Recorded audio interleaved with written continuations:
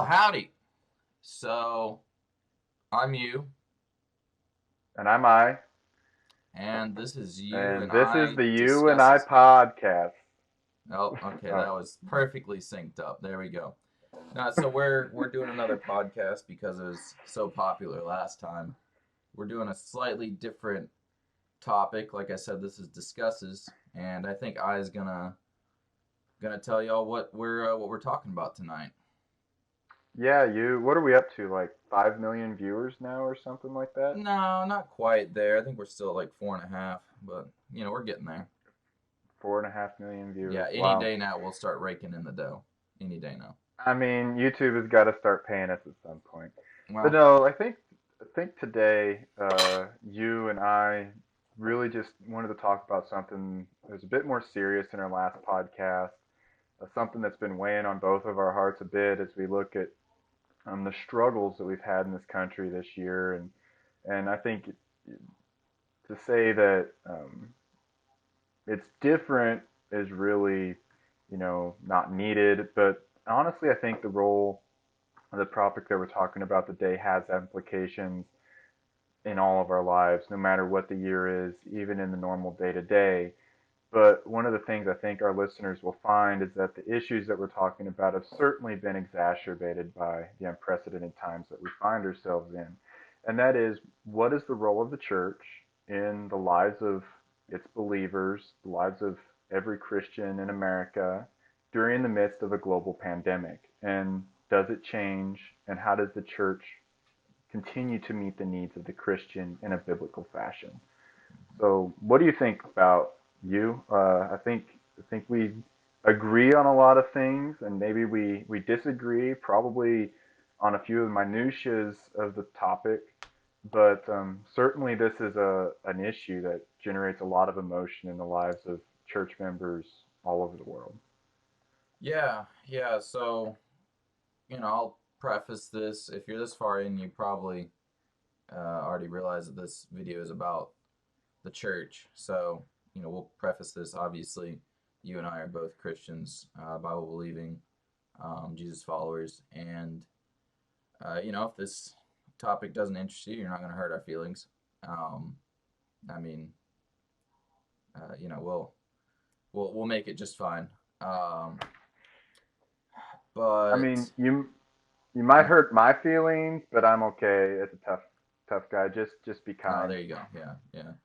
And you saw all the big words that I used in his intro. So if you didn't guess it, I is a little bit more educated than I am, or at least he No, hangs out that's with not more true. educated people. That's not true. I just read the dictionary for fun. No, that's Oh, not okay. true. That's a lie. You read it to help wake up in the morning, right? Go to bed at night. Oh, okay. So, yeah, I guess let's touch just really briefly on maybe a couple of verses that talk about how, like, what the role of the church is during a normal time. So not, notwithstanding a pandemic or anything, just what is the role of the church, and then we can kind of dive into how that might change and or how it doesn't. Hmm. So let me read. Where's one of the ones I really liked? So I mean, one of the ones, if you've been on this topic before, you've probably heard people say Hebrews 10:25, which that says, "Not neglecting to meet together, as is the habit of some, but encouraging one another, and all the more as you see the day drawing near." So, Hmm. that's, to me, it's pretty clear cut. We're not to forego meeting together, and a lot of what you'll see us talk about is kind of what qualifies as meeting, what qualifies as meeting the needs of the church, like I was talking about. And one of the ones, or the two verses I think that kind of encapsulate what the church as an organization or as a group should do. Uh, no, well, I'll do three. I'll rattle them off pretty fast. So 1 Thessalonians 5:11 says, "Therefore encourage one another and build one another up, just as you are doing. So we're meant to encourage, we're meant to build one another up.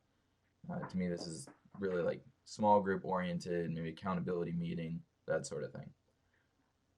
Acts 2:42, and they devoted themselves to the apostles' teaching and to fellowship, to the breaking of bread and to prayers. So one of my favorite things to do about the church at all, trying to figure out what the role of the church is go back to the early church, because these were the people, they walked with Jesus, they knew Jesus's heart, they finally had the Holy Spirit, so Peter wasn't as much of a moron. Uh, and then yeah, so like to me, those people are the ones that got it. And the last one of my favorite verses is James 1:27. It says, "Religion that is pure and undefiled before God the Father is this: to visit orphans and widows in their distress, and to keep oneself unstained from the world." So, to me, that kind of reaches out and touches more. The church is more than just fellowship and breaking of bread and that sort of thing. It also has to do with reaching out to those around you, to those that need help. So, I did you have any verses that you wanted to add, or any of your thoughts on those verses I just read out? Yeah, no, and I totally agree.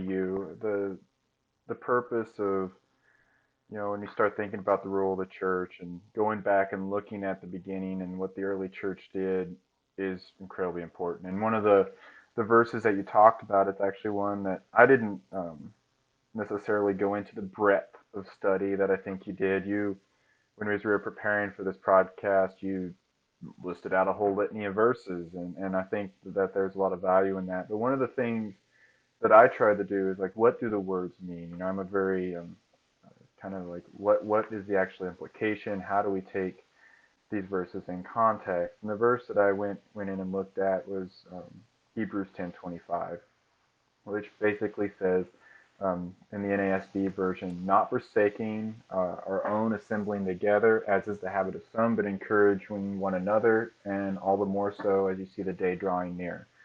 And that's one you talked about.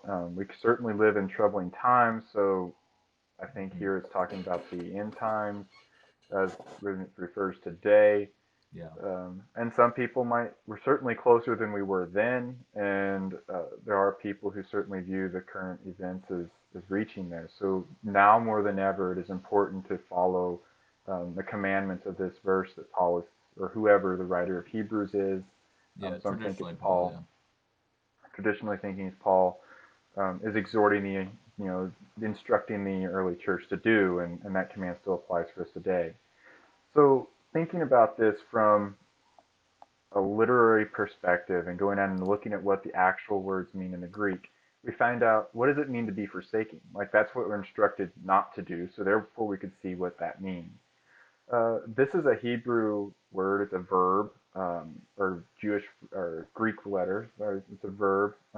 It's the root of forsake, and so literally it means to leave behind or desert. And I found it very telling that this is the same Greek word that was used in Matthew 27:46 when it talks about Jesus, and Mark 15:34 when it describes God forsaking Jesus on the cross. And basically, it means that you can't stand that anymore. It also is used in Acts 2:27 to describe not God not forsaking us in our sin or not forsaking us in hell, and bringing us into heaven. And then farther, one of the areas I think that it probably is more applicable to our church today is when Paul is writing in 2 Timothy 4:10 and 4:16 when he is describing Demas and the rest of the church deserting Paul in his time of need. And so obviously, this is something that we don't want to do. And these are very, uh, it's a very, it's a very definitive word. It means to break apart, break off, and not only from a very intentional fashion, as we see that God left Jesus on the church, but also in somewhat perhaps the less intentional fashion or the forsaking of our of our convictions as we see the church is forsaking Paul in his ministry and in his time of need when he's actually being persecuted and tortured by the Roman church. And I think in that area we could actually see like the logic of the church and why they were choosing to do that. Like it wasn't safe, it wasn't convenient, it was only for a season, and perhaps they felt that Paul would come out of it and God would come in and save him and whatever that may be. So I think it's something that we as Christians need to be very careful not to do. Finally, what is the purpose of the church? Is to edify and to encourage one another. So what does the word encourage mean? Well, it is a Greek word, a verb meaning to draw near, invite, exhort, entreat, or pray, which literally means that we are supposed to help edify our fellow believers, disciple them in the name of Christ, and help to point them in the right direction back to Him. Now, we know that this is used in Matthew in verses like Matthew 5:4, where the centurion actually comes begging to Jesus, like physically comes begging to Jesus for him to come and heal the sick his sick girl. It's also used in Matthew 2:18 to describe Rachel weeping for her children, and Mark 6:56 to describe the masses of people coming to try to physically touch the hem of Jesus' garment and going through a huge, inconvenience of themselves and literally chasing after Jesus to receive because they believe in him so much. And finally, it's used in Acts 15:32 as we see that Judas and Silas are strengthening the faith of their fellow believers through teaching, which is another really important part of the church. And finally, it's used in Acts 16:40 to describe them going to help and minister to those who are left in prison. So, you know, from my perspective on this, it's like this is the call of the church, is to help take care of believers, all of their needs, and that means both their human, physical needs and spiritual needs. And so when we start thinking about that, is like, what do we need to do? Like, how does the church, and the question of the church throughout the ages has been how to best and most efficiently and make sure that they meet the needs of all believers. And really, I think that's the question that we're going to try to answer here, and then we can use that to help logic our way through what is a each believer can hopefully use those tools to logic their way through a decision about what is safe, how do you meet at church in the current times, and what is a like is there a good sacrifice? How do we find um, a logical, reasonable decision for ourselves to decide what the role of the church is in our lives, especially in times when we're being told that it's not safe to meet together. So, do you have any? That's my ramblings. Those are my logic. What is your thoughts on this? I know you probably have some good ones. Yeah, so, I think one thing that does need to be addressed, at least in part, and this can be a it can kind of meld into another topic of discussion. How much power does the government have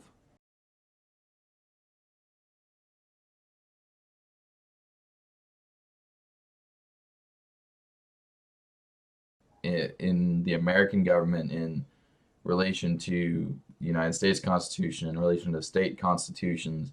What powers are allowed to the governors, to the mayors, to all those people? How do those relate to, like, limiting gathering sizes? Mm-hmm. I mean, heck, you can even start talking about, um, our you can start talking about mask mandates. You can talk about closing down businesses. There's a lot of things you can talk about there. So we're not going to dive into that today.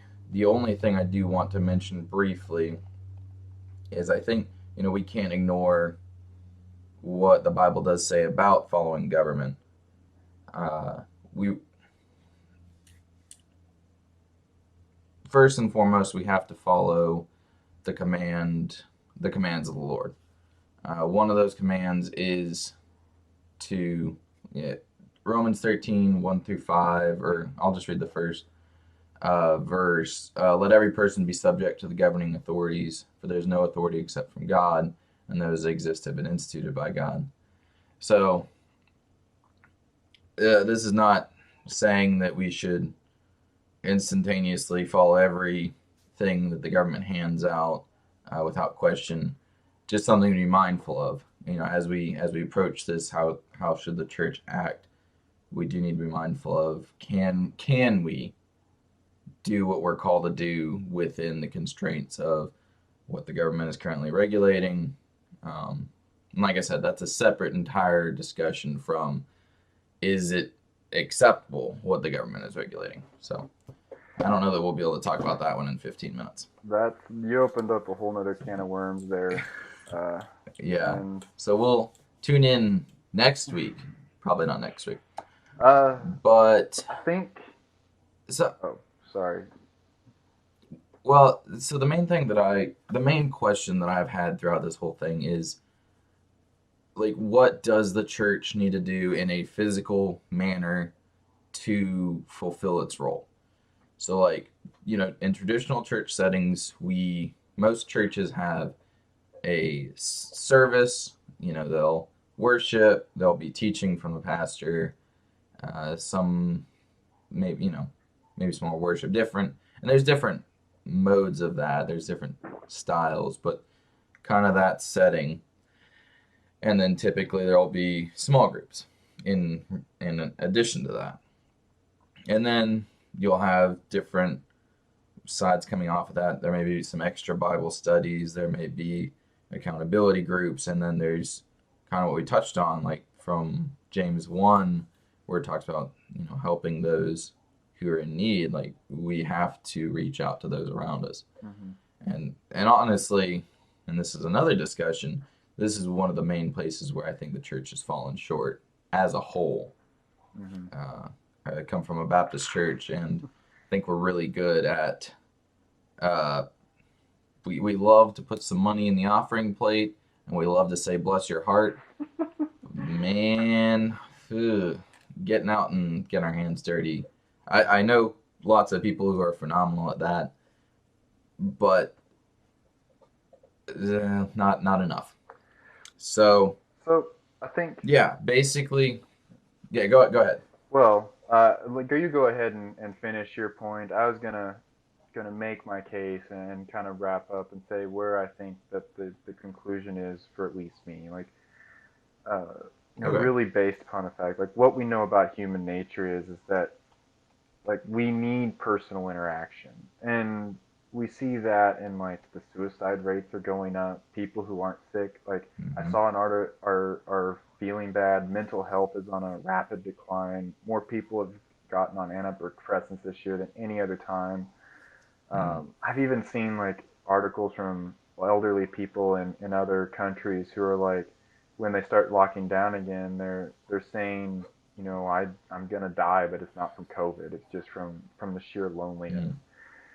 And so, from that moving on, like, okay, can the role, like, in places like Mississippi and other areas, it's like, okay, if the role of the church is to minister to its members and to fulfill them and encourage them and encourage them in living in God's love and grace, so that they can go and be productive members of society, so that they can serve their families, so that they can be the witnesses to the other people in their community and be able to have the courage and the strength to have a good witness for Christ. Can you do that and still, in places across the country where it's been forbidden for churches to meet, or they fall under the guidance of large gatherings,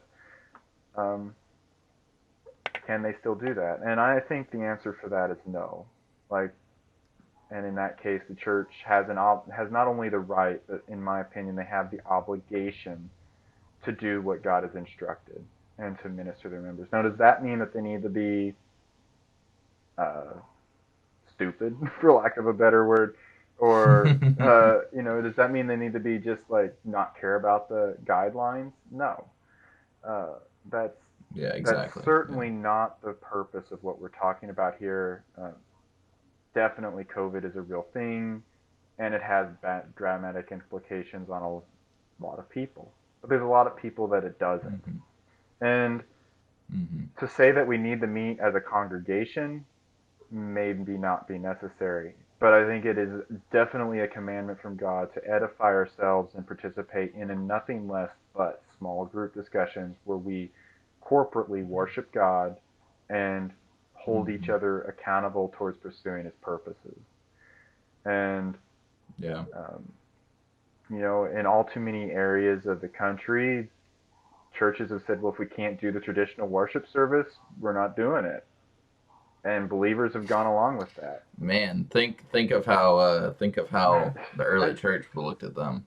Freaking Paul would Slap, have slapped some sense and into when you them. consider the number of people around the world who have risked their lives to attend a house church, and we think that we aren't going to do it Mm-hmm. because of fear of government or the fear of a virus that we may or may not get, like if you feel like you need to wear a mask, go wear a mask, but go. If you think that you want to go and but you need to be able, if you think that there are people that you aren't safe to be around because of their job or their lifestyle, maybe you need to lovingly distance them in this time. But to say that you are not going to be around people or that you are going to ostracize your friends because you are scared of a virus and getting sick and dying, what does that say about a believer's faith? Honestly, like what does that say about your faith? And I don't know about but I'm looking more forward to And heaven than this place. And I think that's where I fall down on that. So that's the side of the issue I come down to. So that is my personal opinion, and that is the direction I will take my life. Now, you may have a very different answer, but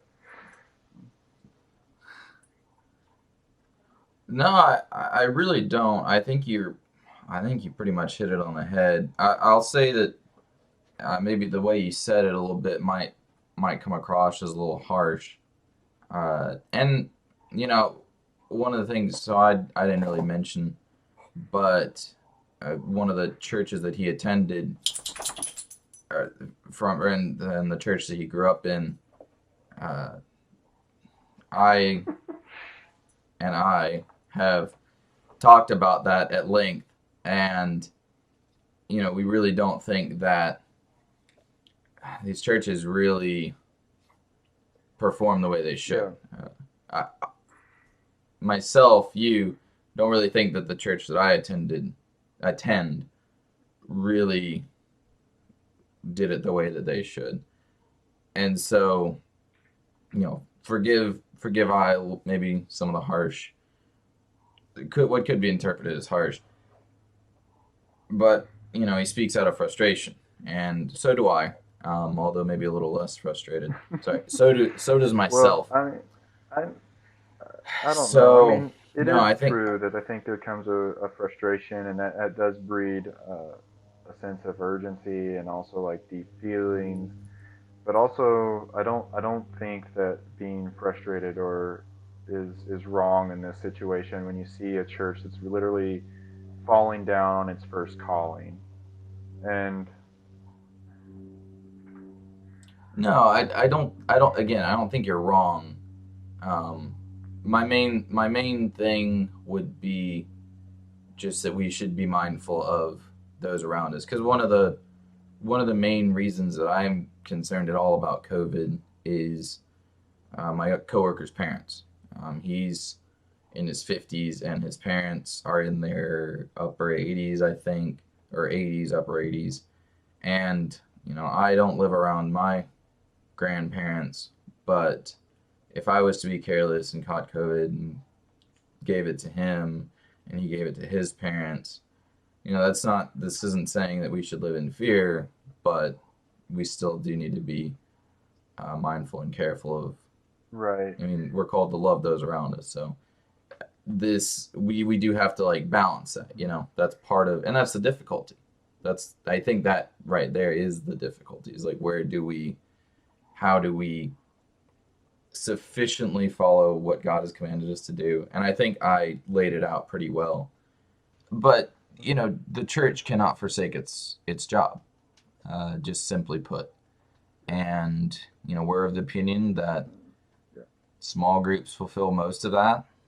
Um, Heck, the early church, I'm not convinced that they had giant meetings. I mean, they had sermons where people were converted in droves, but from the way I read the New Testament, it was majority house churches.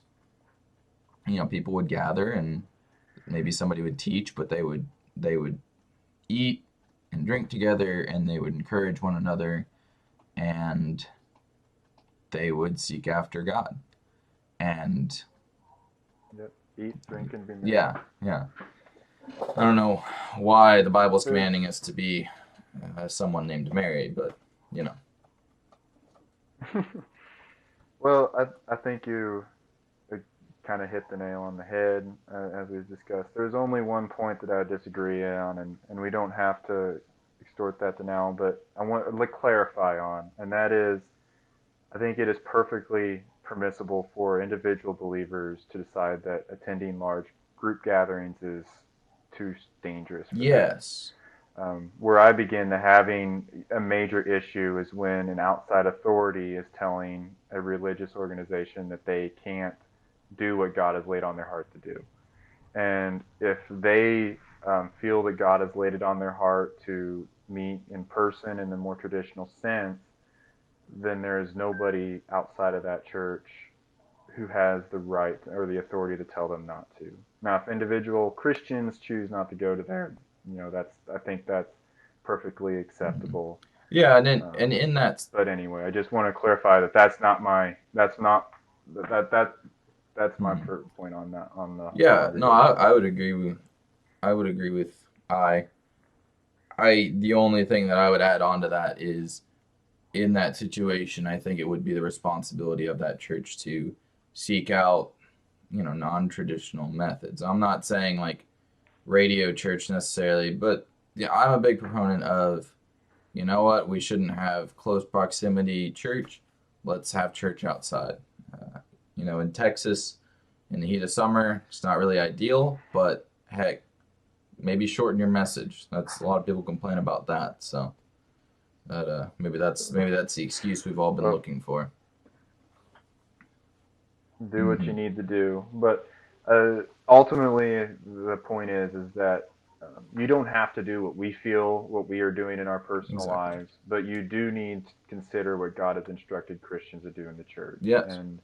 And you follow that according to your conscience and respect the conscience of others. And I think that both you and I would agree on that point as we close out the podcast. I believe that you and I would.